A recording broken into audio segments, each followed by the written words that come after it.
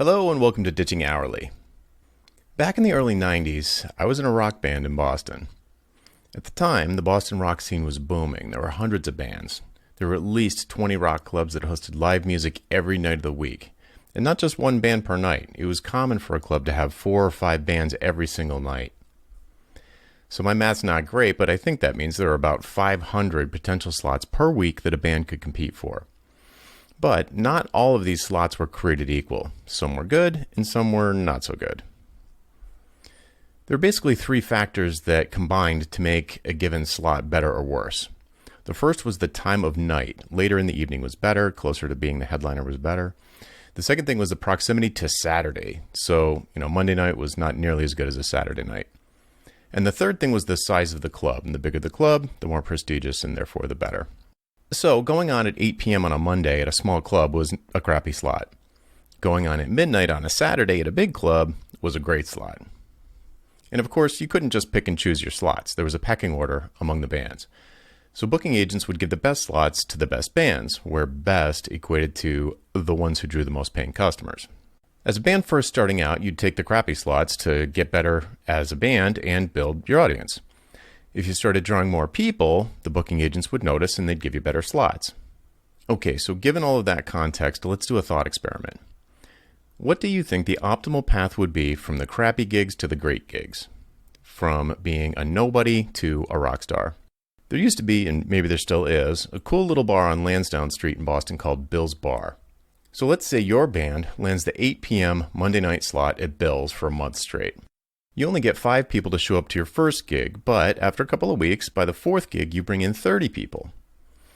The booking agent notices you're pulling more people and offers to promote you to a better spot. Hooray! He gives you 3 options.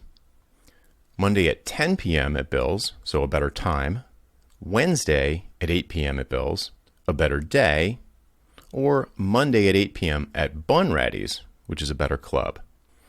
Back then, I would have picked the better club. Unfortunately, that would have been a dumb move. Why? Because choosing the bigger club is a self-centered, ego-driven choice. It's nice to tell your musician friends that you're playing a bigger club, but that's really the only upside, if you can even call it that. Moving to the bigger club is bad for the fans.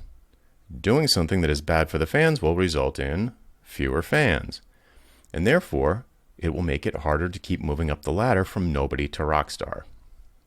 If faced with this choice today, I'd pick the first option, Monday at 10 p.m. at Bill's. In other words, I'd take the same bad day at the same small club, but a better time slot. By virtue of being the second band instead of the first, the room's going to be more crowded for our set than it ever has been, because we'll have our fans plus stragglers from the first band and people coming in for the third band. So there'll be more energy and more fun and more people are going to come back. Wash, rinse, repeat.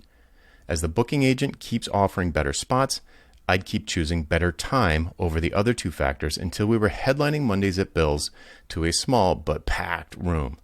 We'd be the headliner on Monday nights at a small bar.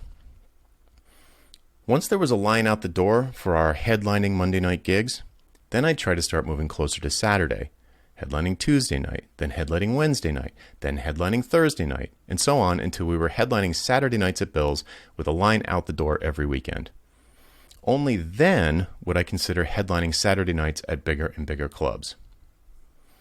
Okay, so you're probably wondering how any of this applies to your business, and I promise that it does, and I'll get to it in just a sec. But first, there's an important nuance to taking this approach that might not be obvious. Namely, that by the time my band started headlining Saturday nights at big clubs, we'd have been headliners for a long time. Being a headliner is different than being an opener. It takes different skills. You do different things, and you need practice to get better at it. So the approach I just described is the path that would give you the most practice being a headliner. If you took either of the other paths, the bulk of your experience would be working as an opener, which isn't what you want to do. You'd be building the wrong skills. All right, so why am I telling you about how to become a rock star in Boston in the 90s? All right, here's the thing. There are similarities between trying to become a music rock star and trying to become a consulting rock star. Later at night equates to more senior buyer. Closer to Saturday equates to higher value projects. Bigger club equates to bigger clients. In the consulting world, you probably start out working on low value projects purchased by low level employees who work at small companies. If you want to be a Rockstar consultant, start by working your way up to doing low-value projects for the CEOs of small companies. Then work your way up to doing high-value projects for the CEOs of small companies. And then work your way up to doing high-value projects for the CEO of bigger and bigger companies. To get to the highest level Rockstar consulting fees, you have to work with CEOs.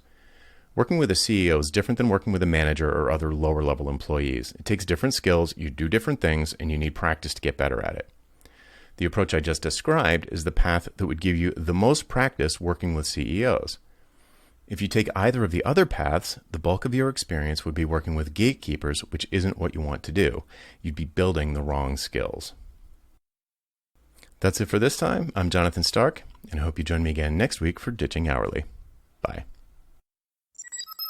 Hey, Jonathan again. Do you have questions about how to improve your business? Things like value pricing your work instead of billing for your time, or positioning yourself as the go-to person in your space, or maybe productizing your services so you never have to have another awkward sales call or spend hours writing another custom proposal. Book a one-on-one coaching call with me and get answers to these questions and others in the time it takes you to get ready for work in the morning. Best of all, you're covered by my 100% satisfaction guarantee. If at the end of the call you don't feel like it was worth it, just say the word and I'll refund your purchase in full. To book your one-on-one coaching call, go to jonathanstark.com/call, C-A-L-L. That URL again is jonathanstark.com/call. Hope to see you there.